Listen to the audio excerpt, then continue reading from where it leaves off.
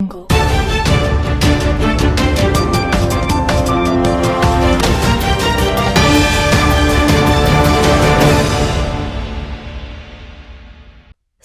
महापालिका नालेसफाई कामात भ्रष्टाचार, महापौरांविरोधात भाजपच्याच देशमुख गटाचे नगरसेवक मैदानात, सर्वसाधारण सभेत सत्ताधाऱ्यांमध्ये खडाजंगी.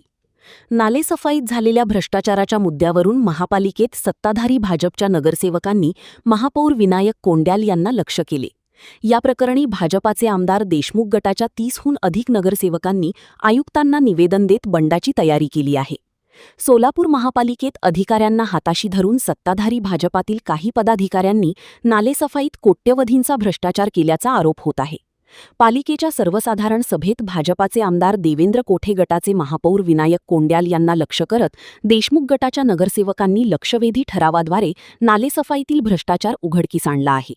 सभेत सत्ताधाऱ्यांमध्येच खडाजंगी होऊन प्रचंड वाद झाल्याने पालिका आयुक्त सचिन ओंबासे यांनी चौकशीचे आदेश दिले.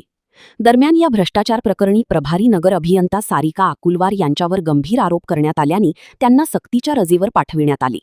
या चौकशीदरम्यानच भाजपातील काही पदाधिकाऱ्यांनी अकुलवार यांच्याकडे पुन्हा नगर अभियंत्याचा पदभार देण्याचा घाट घातल्याने संतप्त झालेल्या आमदार विजय देशमुख गटाच्या 30हून अधिक नगरसेवकांनी आयुक्त ओंबासे यांना निवेदन देत अकुलवार यांच्याकडे पदभार देण्यास विरोध केला.